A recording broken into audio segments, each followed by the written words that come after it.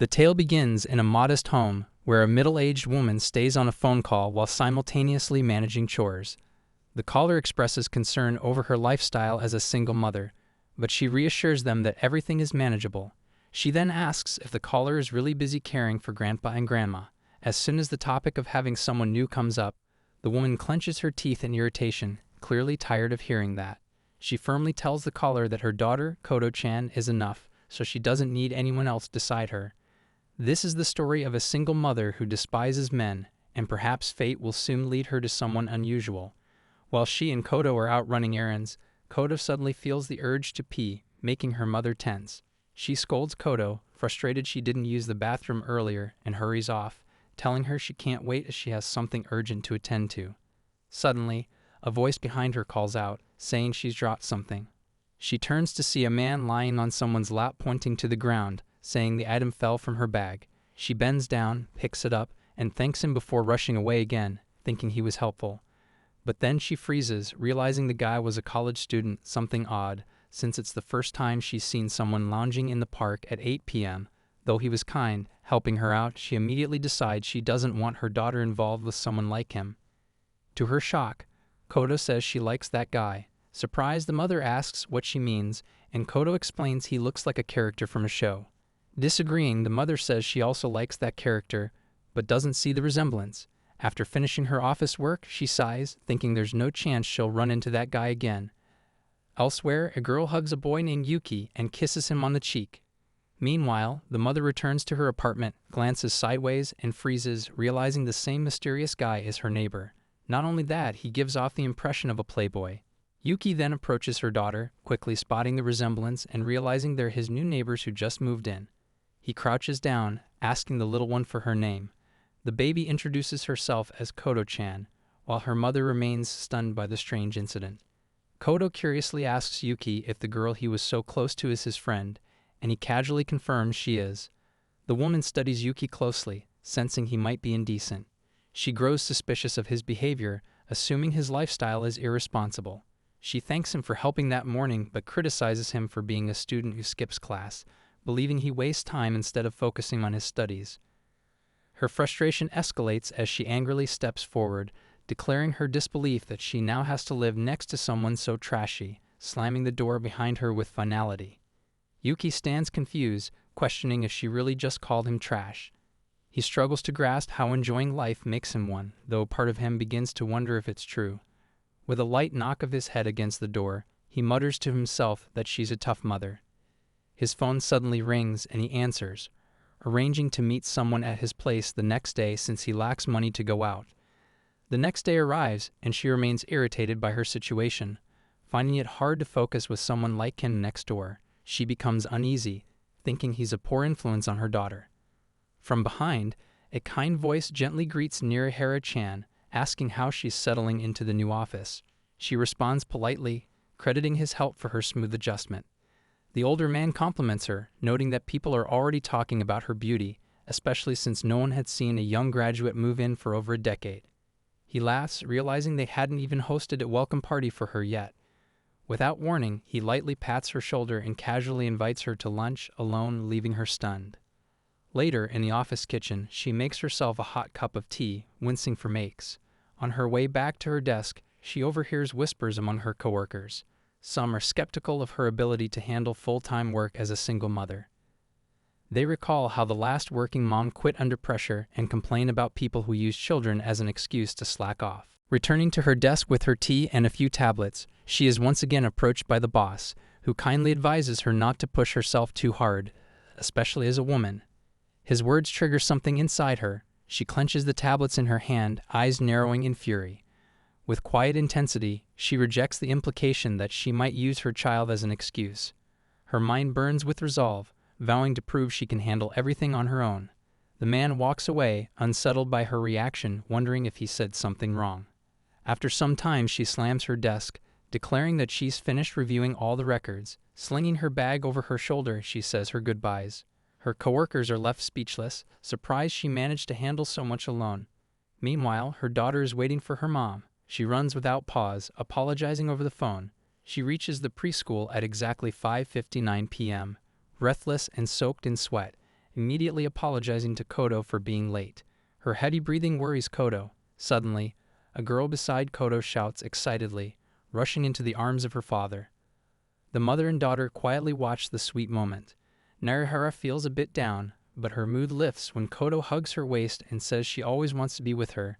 Smiling, she pats her daughter's head and promises they'll always be together. On the walk home, Kodo asks to play with a neighbor, but she gently but firmly says no. Back inside, when dinner is served, Kodo begins throwing a tantrum, complaining about the vegetables. Narihara sternly tells her she has to eat them regardless. Kodo continues to protest, claiming the food tastes bad. Later that night, Narihara is exhausted, barely holding herself up at her laptop. She watches her daughter sleep from the doorway and reminds herself she must keep pushing forward to become a full-time employee. She reflects on how she once apologized to her own mother for not choosing a different path after her previous marriage failed. Relying on someone else only made her feel worse. For someone like her, love only causes problems. That's why she resolved to live her life with just her daughter. At dawn, the sound of birds and Kodo's voice woke her up. Kodo finds her mother slumped over her desk, half asleep. Narihara jolts awake, realizing she fell asleep mid-task. Seeing the clock, she panics, urging Kodo to brush her teeth, wash her face, and eat some bread. Kodo tries to check on her mother, but she insists she's fine. As they're about to leave, Narihara suddenly feels nauseous. Her body wobbles and she collapses. In a numb voice, she calls her daughter's name before blacking out. Kodo stands in shock, unable to grasp what just happened. Meanwhile, Yuki returns home with breakfast and a girl. He notices the neighbor's door ajar and hears Kodo calling out. Handing the food to the girl and asking her to leave, he rushes into the apartment, finding the mom on the floor. He gently tries to wake her, but Narihara, trembling, tells him to stay away. She doesn't need a man's help. Stunned, Yuki snaps, pointing out that her daughter is crying. He picks her up and carries her to bed. Dizzy and fading, she can only vaguely register her daughter's sobs. Yuki takes her phone, notifies her workplace of her condition, and takes leave on her behalf. He reassures Kodo that she did her best helping her mom and encourages her to take it easy. Kodo, still teary-eyed, gazes at him and says he looks like a cool character. Yuki turns back, amused, especially since he's still wearing an apron. He prepares a table full of delicious food while Narihara slowly wakes up, her head still pounding. Noticing she's awake, Yuki guesses she fainted from anemia and tells her he informed her office. He adds that she's clearly pushing herself too hard. Looking around at her apartment, he wonders aloud if she's doing everything alone. Mentioning he has a younger sister, he says he understands what it's like. He tells her bluntly that she has to rely on people sometimes. The woman clenches her fists and apologizes, admitting that as a single mother with no support, every time she seeks outside help, her confidence weakens. She reveals how difficult it is to depend on others. Yuki smiles slightly, telling her that relying on a random guy like him shouldn't matter. After all, she doesn't care for a drunk college student like him, so she might as well take advantage of men, since they're trash anyway. He gently checks her temperature and tells her it's normal. After taking out the trash, he returns to tell her that aside from porridge, he's made other dishes too, and she should eat when she feels up to it. Before leaving, he finally introduces himself as Kusunaga Yuki and advises her to visit a doctor before it's too late. With a brief goodbye, he closes the door behind him. The mother and daughter begin eating, with Kodo thrilled by the beautifully presented meal Yuki had prepared. As she takes a sip, tears well up in her eyes, and she quietly begins to cry. Looking down, she apologizes to her daughter. The next day, she prepares a gift box with a handwritten thank you note signed with their names, quietly muttering that even someone like him deserves a little courtesy. She rings the bell repeatedly until he finally opens the door. Spotting the meat inside, Yuki lights up, briefly lost in thought. Touko, unsure how to react, urges Kodo to head home. But she steps forward and loudly thanks Yuki, saying she loved the meal and is grateful he helped her mom. He smiles softly and closes the door. Kodo sighs in relief as Touko gently pats her head. Just then, a loud crash followed by furious shouting echoes from Yuki's apartment, leaving both of them frozen, Touko visibly shaken. Back home, Touko turns on the TV, surprising Kodo. It's the first time she's ever been allowed to watch it. Her mother usually avoids costly distractions, so the little girl lights up, eyes gleaming as she asks if it's really okay. With a soft chuckle, Touko tells her it's a special occasion and that she's stepping out to speak with the neighbor, so she should enjoy the show on her own. Kodo happily agrees, while Touko, feeling tense, leaves the apartment. She plans to call the police if needed, suspecting something serious at Yuki's place after overhearing strange noises. As she opens his door, she freezes, women's belongings are scattered on the floor, and someone is grabbing Yuki. The man's rage ignites as soon as he sees Touko. He tightens his grip on Yuki, yelling at him, accusing him of chasing his woman despite already having one. He threatens to kill him. Touko panics, unsure if stepping in would escalate things. A girl clings to the angry man, apologizing and admitting it's all her fault. Touko can't grasp the situation and steps back out, thinking about the 200,000 yen. Then she remembers the overly flirty girl she saw when she first arrived at the apartment. She re-enters and directly asks the girl if she's the one who clung to Yuki-kun last week. She adds that it looks like the girl is hiding her own cheating. The man turns to her, confused, asking what she means. Yuki explains he did meet the girl yesterday too, but she never mentioned a boyfriend. He adds that she was extremely forward and asks the guy if he agrees. Yuki then tells the girl it's awful to shift the accusation onto him and let him take the beating. It hurts. Suddenly, Touko picks up her phone and reports loud yelling and what sounds like someone getting beaten at her neighbor's apartment, asking the police to come quickly. The strangers eventually leave. Yuki, wiping his mouth, slumps down. Touko demands to know what mess he's gotten into. He sighs in relief, thankful she witnessed it. She scolds him again, asking why he didn't speak up earlier. Yuki replies that he's been in serious trouble before and thought speeding things along would help. Then he praises her for faking the police call. It was impressive. Still confused, Touko listens as Yuki admits he once lent money to a friend who vanished. Since then, his savings have nearly dried up. Sitting down, he shares that he's not sure what he'll do once it's all gone. She stands frozen, stunned by the realization that Yuki is being used. Clutching her shirt, she struggles to understand how he can stay so calm in the face of betrayal. She asks if he truly feels nothing, no anger, no resentment. But he only smirks and says that whether it's for his looks or his money, at least it means people saw value in him. And isn't that its own kind of compliment? Touko feels bewildered, trying to grasp whether his attitude stems from a remarkably generous nature or a deep-rooted self-destructive tendency. Meanwhile, Yuki casually opens the fridge. She asks what he plans to do if he completely loses his money. As he gazes out the window, he replies that if it comes to that, he might join a brothel or become a host. He adds that even dubious part-time gigs, like forging checks or delivering shady envelopes, can be profitable, and maybe getting arrested wouldn't be the worst option. She stares at him, disoriented, asking why he didn't just say he was struggling. He turns back, his expression distant. Rising from her seat, she tells him she has no clue what led him to this state, how he masks self-destruction with jokes. She adds there's nothing more heartbreaking than the face of someone young who's already given up. Then softly, she says her daughter has grown attached to him after recent events, and if he follows through with those reckless plans, it'll affect her too. She questions whether he really is that kind of person. Smiling while holding a can, Yuki asks if she'd be in trouble too if he got arrested. If so, would she save him? He goes on, saying he's just a piece of discarded trash who gave up long ago. Sitting down, he admits he wanted to see how far he could go down this path, but now he's curious about trying the opposite. Maybe he can become someone better, someone like her, who walks into chaos, offers wisdom, and chooses to pull others back from the edge. He wonders if he's right. Suddenly, he grips her hand, cold and trembling, pleading with her to save him. He knows she doesn't want her daughter upset. Touko shivers, staring, her mind reeling. This guy might actually be Knave. She yanks her hand away and shouts for him to let go. He looks at her quietly, eyes locked. She thinks she should have bolted already, yet she doesn't move, rooted in place. As she remains caught in that confused gaze, he unexpectedly embraces her, whispering thanks again. In that moment, she realizes something. Aside from her own child, she's never felt such a strong urge to protect someone. But her thoughts are spinning, nerves unraveling. She shouts at him not to hug women so casually and slaps him on impulse. He doesn't flinch. He even thanks her for teaching him that boundary. She stares, baffled. He's gotten under her skin completely, but she still can't figure out who she's supposed to be saving him from or why it should even be her concern. Elsewhere, Kodo enjoys her show. Later, they gather for dinner, and Kodo beams with joy as she looks at the delicious spread, meat, eggs, and beef, all a treat from Yuki to thank them after Touko helped him.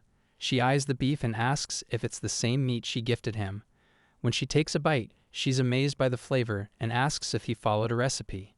Yuki casually replies that he didn't. It was all intuition, then asks if she's better at cooking.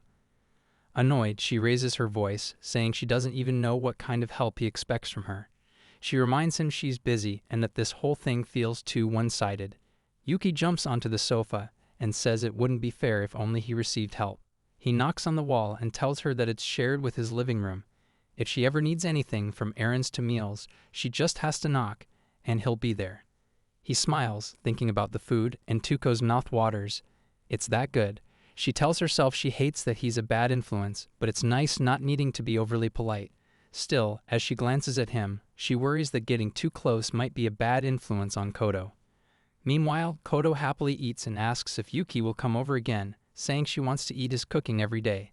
Suddenly, Touko turns to Yuki and warns him that if he ever hurts her daughter, she'll never forgive him. As he picks up his chopsticks, he pauses and pulls a list from his pocket. He explains that he had a few tasks in mind, things she could help with, and in return, he'd be there whenever she knocked on the wall. Touko eyes the long list and flatly announces she's never going to knock. Yuki keeps chuckling, reminding her to knock if she ever needs help, but Touko knows she never will. She is already committed to raising her daughter Kodo alone. Inside their home, Kodo sits beside her sleeping mother, flipping through a comic. The room is quiet when suddenly the bedroom door creaks open. Half asleep, Touko senses movement, and before she fully stirs, Yuki leans over and kisses her forehead, gently calling for her to wake up. Confused, Touko finds a handsome face hovering above her. Even Kodo looks up, mildly surprised, but not shocked. For her, Yuki is like a prince. Touko jolts upright, screaming in anger and backing away, calling him a pervert and demanding to know what he's doing in their bedroom. But Yuki calmly points to Kodo, explaining that she called him for help because her mother wouldn't wake up. Kodo, concerned and wide-eyed, explains that Mom wasn't responding even though morning had come. She thought maybe Mom was sick, like before, and believed Yuki could help. Touko sighs, explaining it's only 5 in the morning, and turns to ask Yuki-kun why he's even awake. He grins, mentioning he drank until morning, as he often does on Saturdays. She glares, frustrated at his carefree attitude, then pushes him out the door, apologizing for the early morning bother and the trouble her daughter caused. Yuki leaves feeling slightly tricked, but without much protest. Back inside, Touko crouches beside Kodo and gently scolds her, warning her not to call Yuki unless it's a real emergency because it might trouble him. But Kodo refuses to promise anything. She believes Yuki will always come when she asks. Tears begin to form in her eyes. Later, while preparing breakfast, Touko tastes the food and winces. It's bitter. She urges Kodo to eat her carrots, but Kodo bolts from the table, rushes to the wall, and starts pounding it, shouting for help.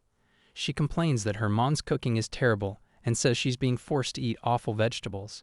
Hearing the thumps, Yuki returns, tries the food, and agrees that it really is bitter. Kodo, looking gloomy, tells her mom she genuinely needed help. After the meal, Yuki leaves again. Touko hugs Kodo tightly, warning her not to bang on the wall again unless it's absolutely necessary, reminding her that only she is allowed to do that. Even after showering, she remains irritated and lectures Kodo again, reminding her of what her own mother used to say, that they shouldn't depend on men. She's still fuming when something catches her eye, a bug crawling across the floor. Instantly panicked, she starts banging the wall, screaming for help, shouting apologies, saying this is the one thing she simply cannot deal with. Tears stream down her face. Within seconds, Yuki returns and casually traps the insect in a bag, mentioning he's caught a few in his own place too. He's about to leave when Touko stops him and awkwardly invites him to have tea as thanks for helping out. But she instantly regrets it. Moments later, Yuki is lounging on her couch like it's his home, munching snacks with Kodo and even asking for more. Touko glares, realizing he's a complete freeloader, and she's foolish for trying to be kind. Angrily, she asks if it isn't time for him to leave already. But she's taken aback when she sees Kodo has fallen asleep next to him, the first time her daughter has ever dozed off with someone else. Yuki gently places the child in her bed, walks to Touko, pats her on the head, and tells her to take it easy. Then, with a soft goodbye, he heads out, mentioning that an old friend just called for him. Later, Kodo knocks on the wall, urging him to wake up, but there's no response from the other side. She begins to cry, accusing him of deceiving her. Touko realizes that it's already been 6 days and suspects he might be in trouble again. She then tells Kodo to get ready. They're heading to her workplace's flower viewing party today. Her colleague greets her warmly, expressing relief that she managed to come. He mentions he's brought snacks for Kodo. Touko bows politely and thanks him for his thoughtfulness. He assures her there's no need for such formality, especially since everyone had been looking forward to this. The women around them fawn over Kodo, calling her adorable.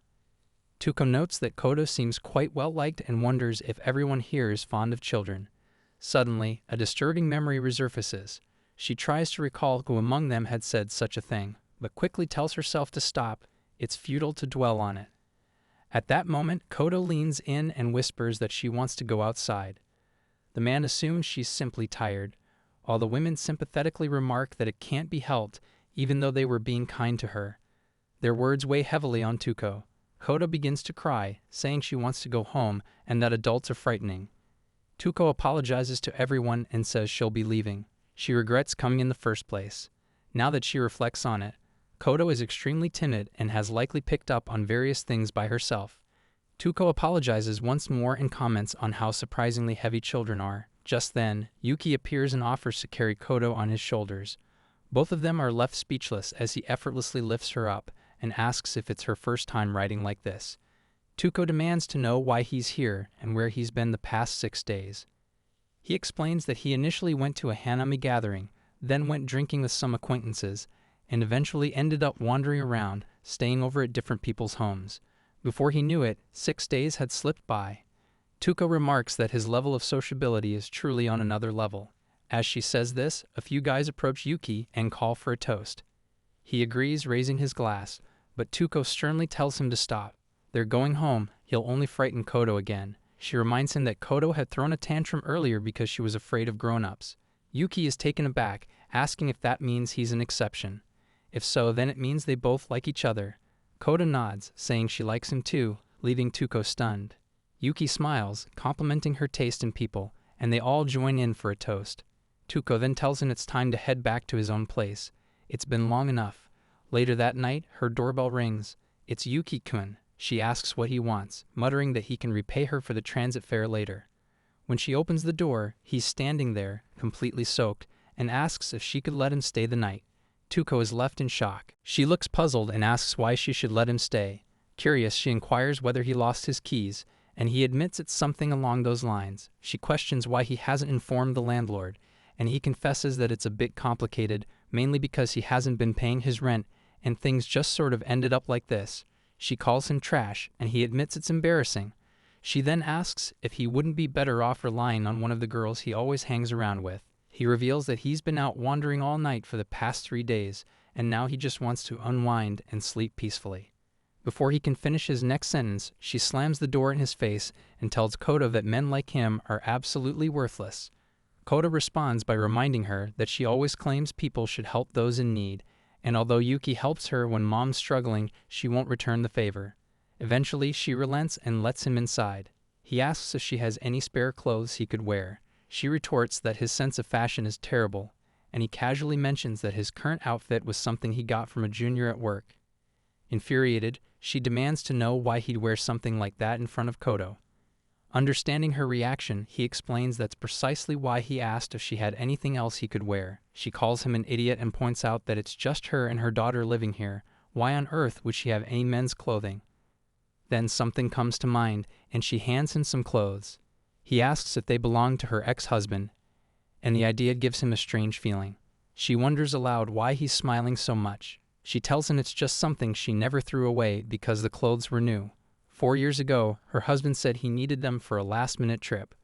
It was the first time she went shopping with Kodo. She had just given birth, was in pain and sleep-deprived, yet she did her best and managed to buy them.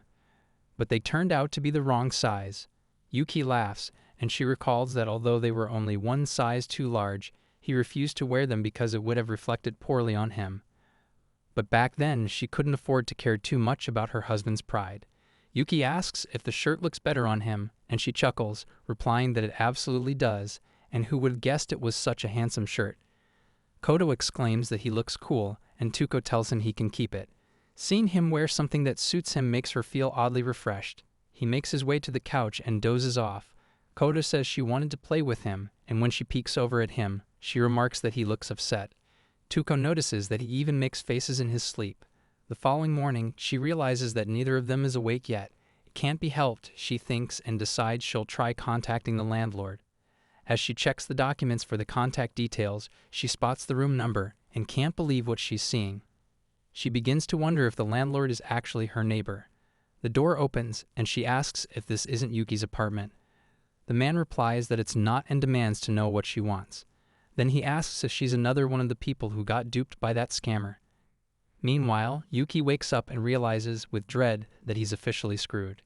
She can't believe he's actually a fraudster. Yuki had told her he lived here and couldn't get into the apartment. The man informs her that this is his residence and tells her to check the placard. Stunned, she asks if he isn't friends with Yuki. He replies that they're not friends. Sure, he let Yuki stay with him for a while, but he never did any of the chores he asked him to do and left piles of trash everywhere. Worse, he brings girls over only to get beaten up by their boyfriends. What he absolutely can't forgive is that whenever they're out together, Yuki steals all the girls he himself is interested in. And he bets that's what Yuki was aiming for from the start. This is how he repays his generosity. The only reason he let things slide was because it was easier to pick up girls when Yuki was around. Suddenly, Yuki reappears and apologizes to Taiyu, asking him to let it go and promising that he'll actually clean up this time. But he adds that blaming him for getting rejected is crossing the line. In response, Taiyu smacks him with a box and tells him to quiet down. He's not letting him back in. He had actually liked the last girl a little this time. Koda looks up at Taiyu and says she understands. It hurts when you like someone, but they don't feel the same way. Curious, she asks if he and Yuki are in the same college year. Taiyu says yes, but Yuki cuts in, correcting that he's actually a year below. Annoyed, Taiyu snaps at him not to butt in and tells him to stop acting superior. If he's not going to earn money, then at least he should handle the housework properly. Yuki turns to Touko and asks if she heard that verbal abuse, saying a man like that won't get anywhere in life. She tells him to stop acting like they're a married couple and scolds both of them to behave. They're disturbing the neighbors. Now seated inside, Touko offers Amakasu-kun some sweet tamagoyaki. Taiyu grumbles that it's pretty sneaky of him to use his own ingredients to get on his good side. Cooking is the only thing Yuki's strangely good at, and Touko agrees with that sentiment. Taiyu explains that his grandfather used to live here, but since he now owns another apartment building, he doesn't visit often. Then he asks if she's the housewife who got caught up in that incident some time ago. She's surprised and asks how he knows. He says he heard it from Yuki, who mentioned he couldn't fight back because a mother and daughter were living next door. She nods in understanding. Taiyu observes that Yuki has brightened up recently. He used to look totally dead inside, which was admittedly funny, but still irritating. Touko also notices that Kodo seems to have cheered up lately. Taiyu insists that Yuki still annoys him and asks if she gets what he's saying. He then hands her a key, saying that having someone keep an eye on Yuki helps a lot. If he starts hoarding trash again, she should throw him out without hesitation. He also gives her his contact information. The scene shifts to the train, where Kodo asks Touko if they're heading home already. She explains that the library was closed. Kodo pouts, saying she wants to go somewhere fun instead. Just then, Taiyu spots them and Yuki, noticing too, asks what they're doing out so early on a Saturday morning. The two explain they were helping with repairs at one of the other buildings and are now on their way to the other university. Kodo exclaims that she wants to go to university too. When they arrive at the campus, Touko hesitantly asks if it's really alright for them to be there. Yuki reassures her that it's perfectly fine. Locals often use the university's library. Taiyu suddenly announces he's hungry and suggests they grab something to eat. Kodo turns to her mom and reminds her that she once said she wanted to go to university, and now she's here. Touko replies that she never had the chance to attend, so this visit is a little dream come true for her. Just then, several club members approach Yuki, and Touko asks how many clubs he's involved in. Taiyu casually remarks that Yuki's an idiot who'll join any club that doesn't involve physical activity. Suddenly, a girl spots Yuki, and she can't believe he's with a child. She asks whose kid it is, and Yuki nonchalantly points at Touko, saying the child is hers. The girl calls him awful, but then things get cleared up, and she realizes they're just neighbors. Her name is Sarah, and she admits she almost thought Yuki was some terrible man hiding a secret child. Touko nearly blurts something out, but ends up saying that Yuki and her daughter simply get along well. Touko adds that Yuki also has a little sister and is quite skilled at cooking, so perhaps his family helped him develop those skills. Both Sarah and the guy beside her, Hayashi, look confused. Sarah turns to Hayashi and asks if he knew Yuki had a younger sister. Hayashi responds that it's the first he's heard of it, and Yuki being a good cook is news to him too. They comment that Yuki never talks about himself.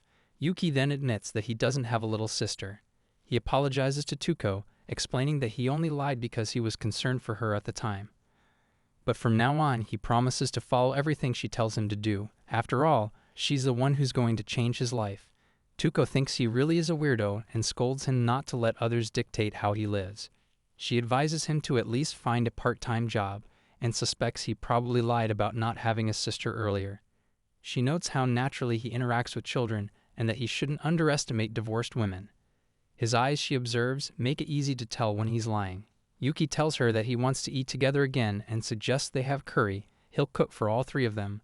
Touko asks Kodo if she had fun visiting the university, and she happily replies that she became friends with the student council president. Yuki asks the girl if she's really okay with him filling out the withdrawal form, reminding her that doing this means he can walk away whenever he wants. In response, she hugs him tightly, telling him there's no point in going to school at all. He should just stop overthinking and hang out with her instead. Touko intervenes, saying that if he's a student, he ought to attend his classes. If he's struggling, he should have said something. She mentions how she never even had the opportunity to go herself. Later, Yuki lies on his sofa, staring at the withdrawal application. There's a knock on his door. He tears up the form and wonders if it's Kodo. When he opens the door, it's Touko and Kodo. Touko apologizes. Kodo had called him over to play but fell asleep right afterward. He wonders aloud why that might be. Maybe he just gives off a calming vibe. Touko says that, given how things unfolded, it would feel awkward asking him to leave now. Yuki remarks that he can hear her, and she goes on to explain that lately, she doesn't have to try so hard to get Kodo to sleep anymore. It makes her wonder if, all this time, it was her fault that Kodo couldn't sleep beside anyone else. She thanks him sincerely. Yuki asks if she can carve out a bit of grown-up time and suggests they have a drink, but she declines. He peers at what she's reading and asks if it isn't something aimed at the elderly. She tells him to mind his own business. Irritated, she snaps that she likes being single and he should let her be. He teases her, saying she looks pretty tense for someone claiming that.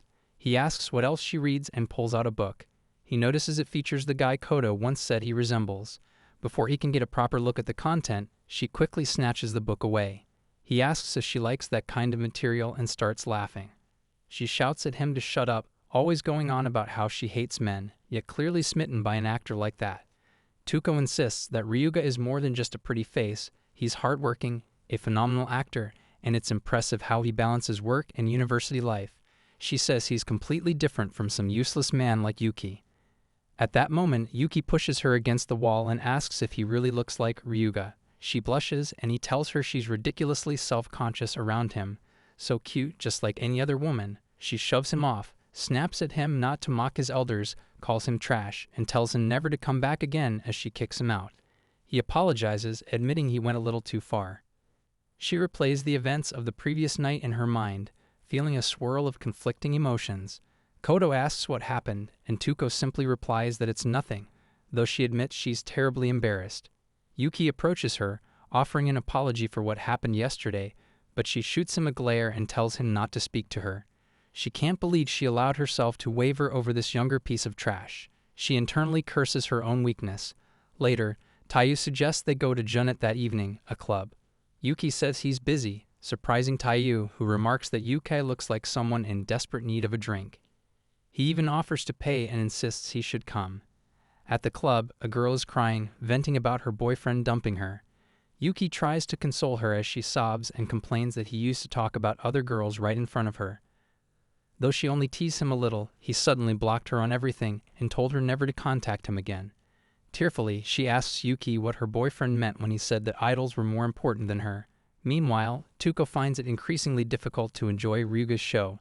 No matter how much Yuki resembles him, the fact that she wavered over such a loser makes her wonder if she really only pays attention to appearance. As she reflects on Yuki, her heart skips a beat. She then realizes she's run out of pads and groans in frustration. She's sick and tired of men, annoyed that even a trace of natural desire still lingers in her. As long as she has Kodo, that should be enough. But then, Yuki slips into her thoughts again. She blushes and wonders why he keeps popping into her mind like this.